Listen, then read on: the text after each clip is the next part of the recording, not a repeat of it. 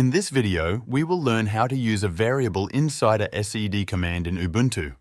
Sed is a tool that helps us find and replace text in files. When using sed with a variable, many beginners get confused. But I will show you a simple way. First, open your terminal. Let's make a small file to test with. Type this command showing on the screen. This will create a file named file.txt. The file contains just one line that says, "My name is old name." You can see the contents of the file by typing catfile.txt.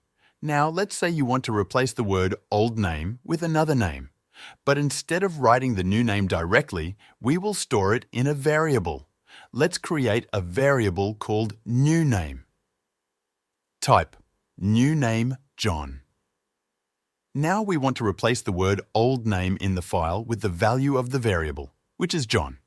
To do that, use this sed command showing on the screen.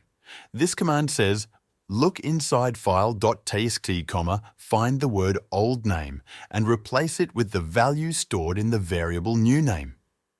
In this case, it will become, my name is John. This command shows the new line in the terminal, but it does not change the file yet. If you want to save the changes to the file, use the -i option like this showing on the screen. Now the file is updated. You can check it again by typing catfile.txt. You will see, my name is John. This is how you use variables in a sed command.